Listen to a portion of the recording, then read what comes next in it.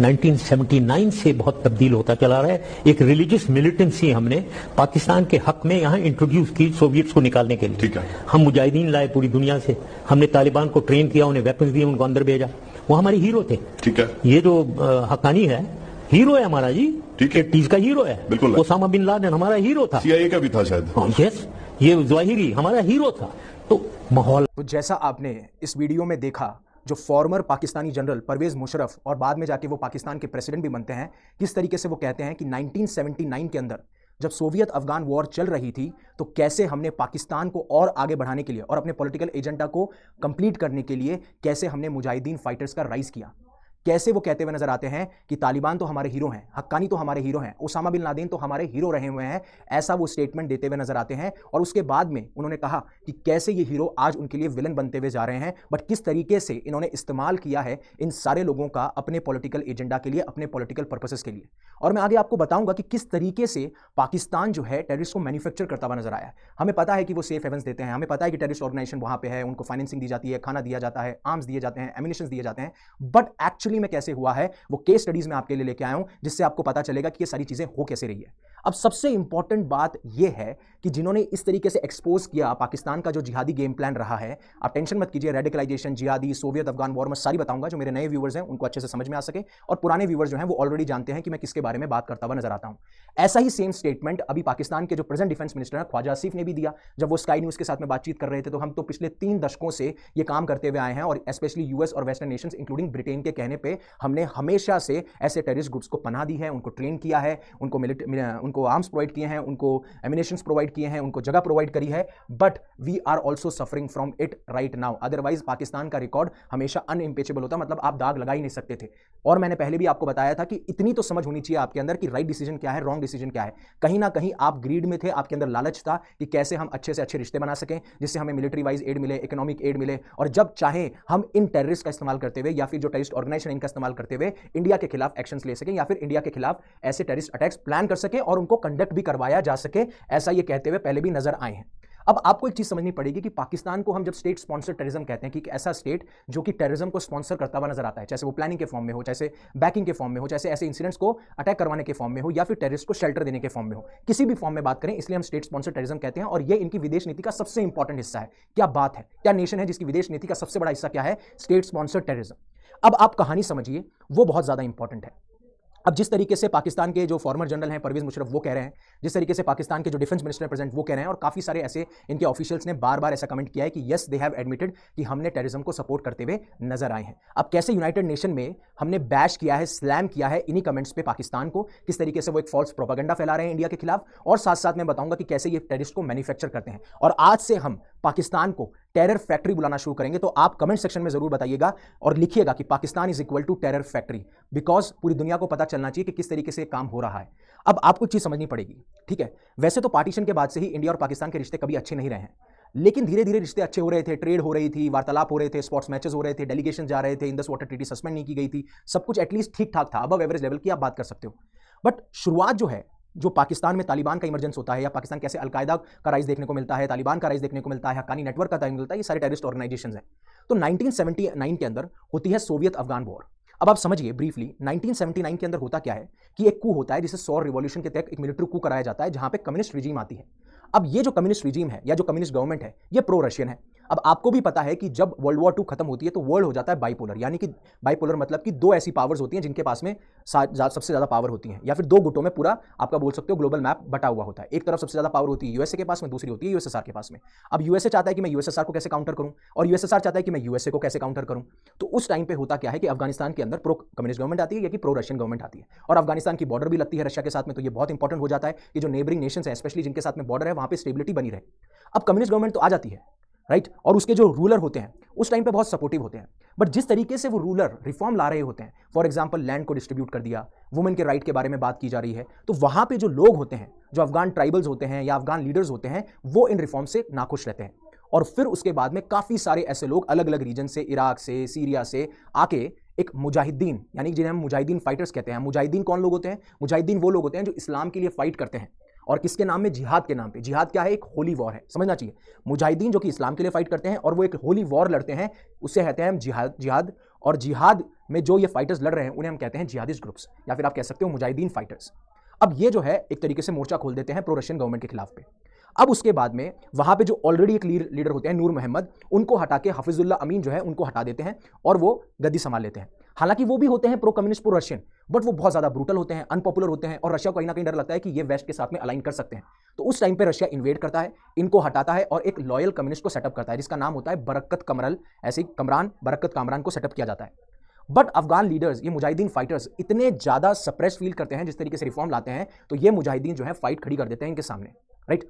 अब उसके बाद में होता यह है कि यूएसए इस मौका फायदा उठाता है, सीआईए के थ्रू इनको आर्म्स देता है, एमिनेशंस देता है, और इसमें आपको सऊदी अरेबिया भी देखने को मिलेगा, पाकिस्तान का सपोर्ट भी देखने को मिलेगा कि कैसे हम सोवियत यूनियन का इन्फ्लुएंस करें या फिर सोवियत यूनियन की सरकार गिरा दें। अब सोवियत यूनियन भी बहुत ज्यादा ट्राई करती है, बट 10 साल के बाद में सोवियत यूनियन यहां से चली जाती है, और एक तरीके से आप कह सकते हो कि उसके बाद ही यूएसएसआर का डिसइंटीग्रेशन हमें देखने को मिलता है। 1989 में चले जाते हैं और 1991 में उनका डिसइंटीग्रेशन होता है। बट किस तरीके से ये जो मुजाहिदीन फाइटर्स हैं, जिसमें पाकिस्तान ने यूएस को अपना एलआई बनाने की कोशिश करी, और साथ साथ में यही इन्हीं मुजाहिदीन फाइटर्स को भेजा कहां से, पाकिस्तान से भी भेजा, और पाकिस्तान ने इन सबको रीग्रुप करके यहां से आपको इमरजेंस देखने को मिलता है अलकायदा का, यहां से आपको राइज देखने को मिलता है तालिबान का, जिसको परवेज मुशर्रफ, जिसको ये सारे लोग हीरो बोलते हुए नजर आते हैं। हालांकि इन्होंने सिर्फ पाकिस्तान को मजबूत बनाने के लिए इन मुजाहिदीन फाइटर्स की आर्मी बनाई, और फिर बाद में ऐसे हमें टेररिस्ट ग्रुप्स देखने को मिले। अब ये सारी चीजें जो हैं वो देखने को मिलती हैं, और आज आपको पता है कि किस तरीके से तालिबान, अलकायदा पूरे all over the world terrorism को इन्फ्लुएंस करते हुए नजर आते हैं और टेररिस्ट इंसिडेंट्स करते हुए नजर आते हैं। ये पूरी की पूरी थी सोवियत अफगान वॉर, जिसमें कि राइज हुआ इन सारे टेररिस्ट ग्रुप्स का, जिनको पनाह दी, सपोर्ट दिया, आर्म्स दिया, एमिनेशंस दिया इन्होंने। अब बात ये आती है कि जो वॉर ऑन टेरर है कि भैया हम यूएस के एलाय हैं, हम ऐसे स्टेप्स लेते हुए नजर आएंगे जिसमें कि हम टेरर को नस्तो नाबूद कर देंगे, बट वहीं पाकिस्तान की आईएसआई जो स्पाई एजेंसी है, वहीं पाकिस्तान की elite forces, SSG, special services group, उनके ऊपर बार बार ऐसे एक्यूजेशंस लगे हैं, और ऐसी काफी सारी केस स्टडीज है जिसमें यह कहा जाता है कि किस तरीके से इन्होंने टेररिज्म को हमेशा से प्रमोट किया है, और कैसे आईएसआई के जो एजेंट होते हैं वो बाद में जाके इन टेररिस्ट ग्रुप्स का पार्ट बन जाते हैं। कैसे पाकिस्तान की जो आर्मी है या पाकिस्तान की जो मिलिट्री है या फिर जो स्पेशल फोर्सेज हैं, वहां के ऑफिशियल्स बाद में जाके इन टेररिस्ट ग्रुप्स का हिस्सा बनते हैं, जिससे कि जो भी ट्रेनिंग इन्होंने सीखी है बाद में लीड कर सके और ऐसे ऑपरेशन चला सके जिससे पाकिस्तान का पॉलिटिकल एजेंडा कंप्लीट हो जाए। वही हमारे यहां पे यूनाइटेड नेशन सिक्योरिटी काउंसिल के मीटिंग पे यूनाइटेड नेशन में इंडिया जो है पाकिस्तान को एक रोग स्टेट डिक्लेयर कर देती है। अब रोग स्टेट का मतलब आप समझिए, कहने का मतलब यह है एक ऐसा नेशन जो कि इंटरनेशनल रूल्स को फॉलो नहीं करता, जो इंटरनेशनल रूल्स को वायलेट करता है, उनका उल्लंघन करता हुआ नजर आता है। पीस के लिए वो नेशन ठीक नहीं है, स्टेबिलिटी के लिए वो नेशन ठीक नहीं है, और वायलेंस और ऐसे टेररिस्ट का और टेररिस्ट ऑर्गेनाइजेशन का इस्तेमाल करता हुआ नजर आता है, जिससे कि आसपास के रीजन में या ग्लोबल लेवल पे आपको इंस्टेबिलिटी देखने को मिले। वही साफ साफ हमारे जो डेप्यूटी परमानेंट रिप्रेजेंटेटिव एम्बेसडर योजना पटेल, उन्होंने एकदम स्ट्रॉन्ग मैसेज दिया है, कहा है कि किस तरीके से उन्होंने यहां तक कि पाकिस्तान डेलीगेट का नाम भी नहीं लिया, उन्होंने ये कहा कि बहुत ही दुर्भाग्यपूर्ण है, अनफॉर्चुनेट है कि एक पर्टिकुलर डेलीगेशन हम पे चार्जेस लगा रहा है, वो भी बेसलेस, जब पूरी की पूरी प्लानिंग, यहां तक कि उनके डिफेंस मिनिस्टर ये चीज एक्सेप्ट करते हुए नजर आते हैं, और आप ये चीज हमें कह रहे हो, राइट। अब आप एक बार के लिए वो वीडियो देखिएगा जिसके बारे में मैं बात कर रहा हूं, जहां पे हमारे डेप्यूटी जो परमानेंट रिप्रेजेंटेटिव यूनाइटेड नेशन के, उन्होंने क्या कहा। Thank you madam. It is unfortunate that one particular delegation has chosen to misuse and undermine this forum to indulge in propaganda and make baseless allegations against India. The whole world has heard Pakistan's Defense Minister Khwaja Asif admitting and confessing Pakistan's history of supporting, training and funding terrorist organizations in a recent television interview. अब आपने जब इस video को देखा तो ये समझ में आ गया। अब पाकिस्तान क्या कहता है, पाकिस्तान ये कहता है कि एक तरीके से फॉल्स फ्लैग ऑपरेशंस हैं, हमको तो बिना फालतू में इसके अंदर इन्वॉल्व किया जा रहा है, हमारा तो कोई इन्वॉल्वमेंट नहीं है। बट वहीं पर पाकिस्तान के डिफेंस मिनिस्टर ये एक्सेप्ट करते हैं, आपके पुराने मिनिस्टर्स ये एक्सेप्ट करते हुए नजर आए, जैसा मैंने आपको बताया। और even United nation security council ने भी लास्ट वीक ये कहा था कि हम कंडेम करते हैं पहलगाम टेरर अटैक को, और जो भी लोग परपेट्रेटर्स हैं, इसके दोषी हैं, जिन्होंने इस चीज को ऑर्गेनाइज किया है, जो फाइनेंसर्स हैं, उनको आप वो क्रिमिनल हैं और साथ साथ में उनको अकाउंटेबल ठहराना चाहिए, जिम्मेदार ठहराना चाहिए, और उनके खिलाफ कड़ी से कड़ी कार्रवाई करनी चाहिए, यानी कि they need to be brought to justice, right. और उसके बाद में ये कहते हुए नजर आते हैं कि जो टेररिज्म हो रहा है उसके कंसिक्वेंसेस हमें यूनिवर्सल लेवल पे देखने को मिलेंगे। ऐसा नहीं है कि एक नेशन तक टेररिज्म सीमित हो गया, यही सारी चीज हमें देखने को मिलती है। बट इंपॉर्टेंट बात है कि किस तरीके से पाकिस्तान जो है टेररिस्ट को मैन्युफैक्चर करता है, और क्या क्या ऐसी टैक्टिक्स है जो वो अप्लाई करता है, और कैसे वो प्लान करता है। और मैं आपको बताऊंगा कि पुराने टाइम पे भी कैसे प्लान किया गया है परवेज मुशर्रफ के टाइम पे, राइट। उससे पहले अन अकेडमी आपके लिए लेके आया है 17,999 में यूपीएससी सिविल सर्विसेज का सबसे अफोर्डेबल कोर्स विद क्वालिटी, जहां पे हमने 80+ लर्नर्स दिए हैं आपको, आप एनरोल कर सकते हैं। आप मेरा कोड यूज कर सकते हैं, that is YUVI50 for maximum discount. ऐसे ही हमारे बाइलिंगुअल हिंदी और इंग्लिश के बैचेस चल रहे हैं। अब जब इन्वेस्टिगेशन होती है पहलगाम टेरर अटैक में, तो सबसे बड़ा खुलासा यह होता है कि जो आइडेंटिफाइड परपेट्रेटर था या जो दोषी था, जिसका स्केच आप ये देख सकते हो, जिसका नाम है हासिम मूसा, वो जो पाकिस्तान की एलीट आर्मी या फिर सकते हो पाकिस्तान की elite forces SSG special service group में पैरा कमांडो रह चुका है। और उसके बाद में पैरा कमांडो होने के बाद इसको एक एफिलिएट घोषित किया जाता है या फिर ये बाद में जाके टेररिस्ट बन जाता है, जिसमें कि लश्कर ए तैयबा से एसोसिएट हो जाता है। अब ये कहा जाता है कि मूसा को डायरेक्ट किया गया था, ऑर्डर दिया गया था कि आप जम्मू एंड कश्मीर में जाएंगे और ऐसे अटैक प्लान करेंगे जहां पे आप नॉन लोकल्स को मारेंगे और आप साथ साथ में सिक्योरिटी पर्सनल को मारेंगे। और वैसा ही इन्होंने पहलगाम टेरर अटैक में करते हुए पाए गए हैं। अब इसीलिए मैं कह रहा था कि पाकिस्तान को आज से आप कमेंट सेक्शन में बताइएगा Pakistan is a terror factory, आप ये कहते हुए नजर आएंगे और हमें ये चीज पूरी सोशल मीडिया पे वायरल करनी है। अब जो टेरर फैक्ट्री एकदम एप्ट नाम है, एकदम एप्रोप्रिएट नाम दिया गया है पाकिस्तान को इस तरीके से, जिस तरीके से वो फाइनेंस एक्सपोर्ट कर रहा है टेररिज्म को। मतलब काफी सारे नेशंस तो गुड्स एक्सपोर्ट करते हैं, अपने डेवलपमेंट को एक्सपोर्ट करते हैं, अपने टेक्नोलॉजी को एक्सपोर्ट करते हैं, ये टेररिस्ट को एक्सपोर्ट करते हैं। ये आर्म्स और एमिनेशंस उन चीजों को एक्सपोर्ट करते हैं जो जिनका इस्तेमाल टेररिस्ट करेंगे, राइट। और यूएस स्टेट डिपार्टमेंट ने भी 2019 के अंदर कहा था कि हम जानते हैं, हमने आइडेंटिफाई कर दिया है कि किस तरीके से सिर्फ एक छलावा है, एक डिल्यूजन है, war on terror by Pakistan, अभी भी वो टेररिस्ट और टेररिस्ट ऑर्गेनाइजेशन को पनाह देते हुए नजर आए हैं, जैसा हमने देखा है। इन्होंने ऐसे ऐसे ग्रुप्स को बनाया है जो कि टारगेट करते हैं। अगर हमें अफगानिस्तान में कुछ ऐसा करवाना है तो हम अफगान तालिबान की मदद लेंगे, मैं पुरानी बात कर रहा हूं, और उनसे एफिलिएटेड हक्कानी नेटवर्क की बात करेंगे। और इन्हें क्या मानते हैं, ये इन्हीं के बीज बोए हुए थे और वो बीज आज ये बने और आज इन्हीं के लिए ये नासूर है, इसलिए कभी हीरो कभी विलन इनके लिए बन जाते हैं। और पहले भी कहते हुए नजर आए थे कि टेररिस्ट किसी के सगे नहीं होते, राइट। और अगर इंडिया को टारगेट करना हो तो लश्कर ए तैयबा और जैश ए मोहम्मद को एक्टिव कर दिया जाता है अपनी ही टेरिटरी से इनको ऑपरेट करने के लिए। अब जब मैं एसएसजी की बात करता हूं तो एसएसजी मैंने आपको बोला कि पाकिस्तान की स्पेशल फोर्स है, टॉप मिलिट्री यूनिट है, जो कि भैया निगरानी रखती है, स्पाइंग जासूसी करती है, टेररिस्ट को फाइट करती है, टेररिस्ट को फाइट करती है, बट इन्हीं के मिलिट्री ऑफिशियल्स जाके टेररिस्ट ऑर्गेनाइजेशन को ही जोड़ लेते हैं। वाह, क्या कॉन्फ्लिक्ट ऑफ इंटरेस्ट हमें देखने को मिल रहा है। और ये सिमिलर है अमेरिका की नेवी सील्स और ब्रिटेन सैस से। अरे ये तो कंपेयर करना ही छोड़ दो कि ये अमेरिका की नेवी सील और ब्रिटेन के सैस से कंपेरेबल है। अरे वहां के जो ऑफिशियल्स हैं वो क्या जाके टेररिस्ट ऑर्गेनाइजेशन के साथ मिलते हैं? तो ये कंपेयर करना ही छोड़ दो, तो बिल्कुल ही गलत लिख रखा है। लेकिन पाकिस्तान काफी बार एसएसजी का इस्तेमाल करता है जिससे कि इन टेररिस्ट ग्रुप्स को सीक्रेटली ट्रेन किया जा सके। और इस वजह से होता क्या है कि जो पाकिस्तान के ऑफिशियल एडमिनिस्ट्रेशन है वो ये कह देता है कि हमारा तो कोई लिंक ही नहीं है, क्योंकि इनकी आर्मी, इनकी एसएसजी ये काम कर रही होती है इन सबको पनाह देने में, इन सबको ट्रेनिंग देने में, इन सबको शेल्टर देने में, राइट। जिस तरीके से मैंने आपको कल भी बताया था कि कैसे वहां के टेररिस्ट को आर्मी शेल्टर्स, आर्मी बंकर्स के अंदर क्या नाम है, पनाह दी जा रही है। वाह, तो ऑब्वियसली बात है इन एजेंसीज, जो एडमिनिस्ट्रेटिव एजेंसीज हैं, क्यों इस चीज को एक्सेप्ट करेंगी। अब बात करते हैं कि कैसे हमें कनेक्शन देखने को मिलता है पाकिस्तान की एलिट फोर्सेस यानी एसएसजी के बीच में और पाकिस्तान की स्पाई एजेंसी आईएसआई, जिसके ऊपर बार बार एलिगेशंस और ऐसे इल्जाम लगते हुए नजर आए हैं, राइट। तो सम पीपल, काफी सारी किताबों में, काफी सारे टेक्स्ट में, काफी सारी बुक्स में कहा गया है कि कैसे ये दोनों एजेंसीज का कनेक्शन बहुत इंपॉर्टेंट रोल प्ले करता हुआ नजर आता है जब मैं टेररिस्ट ग्रुप्स की हेल्प करने की बात करता हूं।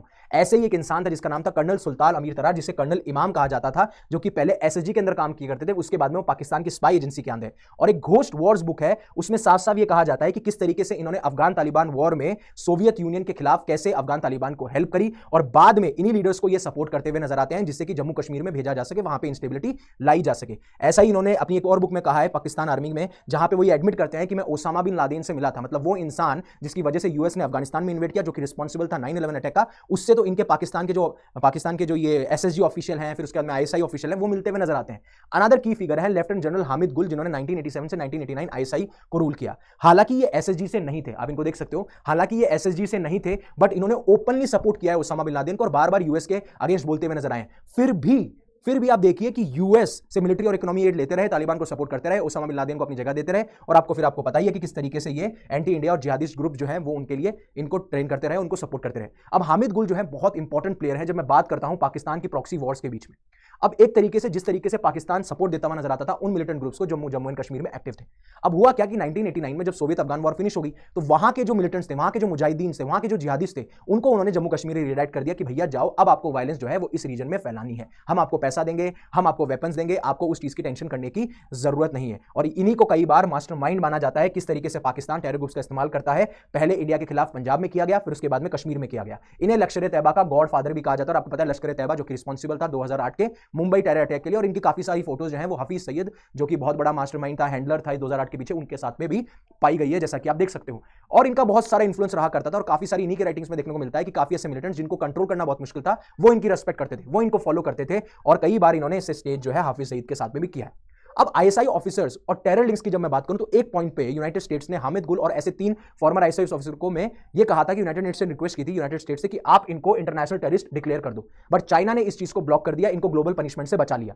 फिर आते हैं एक और ब्रिगेडियर इनके, मतलब इनके मिलिट्री ऑफिशियल्स के बारे में बात कर रहा हूं कि किस तरीके से एसएसजी आईएसआई जो देश को प्रोटेक्ट करना चाहती है वही देश में छेद कर रही है और किस तरीके से बाकी दूसरे नेशन को हर्ट किया जा सकता है, स्पेशली टेररिस्ट ग्रुप्स को ट्रेन करके, उनको मिलिटेंसी प्रोवाइड करके, उनको लीडरशिप प्रोवाइड करके। ये चीजें ये काम करते हुए नजर आए। कभी आपने सुना है कि मिलिट्री ऑफिशियल्स ऐसा काम करते हुए नजर आते हैं? इसलिए कहा जाता है कि ये डीप स्टेट है, इसलिए कहा जाता है कि स्टेट स्पॉन्सर्ड टेररिज्म करते हुए नजर आते हैं। अब ब्रिगेडियर इजाज शाह जो है आईएसआई ऑफिसर रह चुके हैं, उनको साफ साफ इनके ऊपर भी यही एलिगेशन लगते हैं, सबके ऊपर यही एलिगेशन लगे हैं कि किस तरीके से ये एक्सट्रीमिस्ट की हेल्प करते हुए नजर आते हैं, कैसे इन्होंने कहा है, किस तरीके से इन्होंने जिहादिस्ट ग्रुप को मैनेज किया पाकिस्तान के प्रोविंस में। ये काफी सारी न्यूज रिपोर्ट में भी निकल के आती है। और इवन पाकिस्तान के जो प्राइम मिनिस्टर थे इमरान खान, उन्होंने तो इनको इंटीरियर मिनिस्टर बना दिया था और इन्होंने काफी सारे ऐसे कंट्रोवर्शियल एक्शंस लिए, यहां तक कि इन्होंने रिलीज कर दिया था ओमार शेख को, वो टेररिस्ट जो कि किलिंग इन्वॉल्व था, किलिंग ऑफ डेनियल पर्ल, जो कि बहुत बड़ा इशू हो चुका था यूएस मीडिया के अंदर और बाकी बहुत सारी मीडिया के अंदर। और यही चीज ये इन्होंने एडमिट की थी कि हाँ पाकिस्तान बहुत सारे पैसे खर्च करता है टेरर ग्रुप जमात उद दवा पे, और यही चीज आज के डिफेंस मिनिस्टर ने की। उसके बाद उनके परवेज मुशर्रफ साहब जो जनरल रह चुके हैं, फॉर्मर प्रेसिडेंट रह चुके हैं, उन्होंने करी।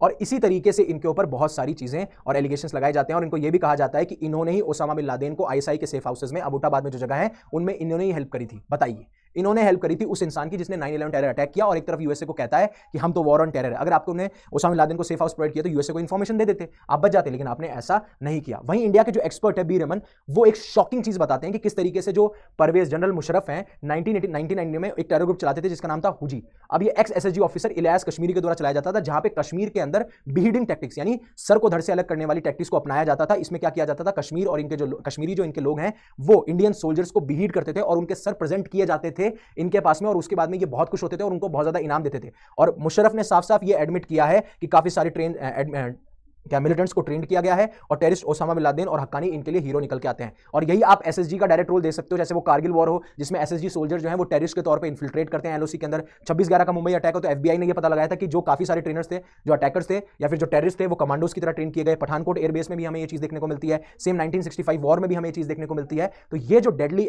नेक्सस है ना, ये सबसे बड़ी चीज है। मतलब स्पाई एजेंसी हो गई जो इनको इन्फॉर्मेशन गैदरिंग देगी, और एक तरफ जो इनकी मिलिट्री होगी जो लीडरशिप प्रोवाइड करेगी, जो इनको आर्म्स देगी, जो एमिनिशंस देगी, जो टेररिस्ट देंगे, तो इनके लिंक बने रहेंगे। और यही सारी चीजें हमें बुक्स, रिपोर्ट्स, एक्सपर्ट की टेस्टिमनीज, कैप्चर टेररिस्ट, इन सब से पता लगता है कि कैसे पाकिस्तान की आर्मी या फिर इंटेलिजेंस एजेंसीज टेरर का इस्तेमाल करती हुई नजर आती हैं, चाहे वो लश्कर मोहम्मद हो, जैश ए मोहम्मद हो, अफगान तालिबान और हक्कानी नेटवर्क तो अब इतना नहीं रहे हैं, स्पेशली अफगान तालिबान नहीं रहा है और टीटीपी भी नहीं रहा है, लेकिन लश्कर तैयबा और जैश ए मोहम्मद जो है इनका इस्तेमाल ये करते हैं, और स्पेशली इंडिया को टारगेट करने के लिए। और इसी वजह से ये बच जाते हैं क्योंकि ऑफिशियली एडमिनिस्ट्रेशन तो नहीं कर रहा है, क्योंकि इनकी आर्मी और इनकी स्पाई एजेंसी कर रही है, तो इसलिए क्वाइटली सीक्रेटली ऐसे सपोर्ट करते हुए नजर आते हैं। बट उनको एक चीज समझ में नहीं आ रही है कि पाकिस्तान के अंदर भी रेडिकलाइजेशन शुरू हो चुका है।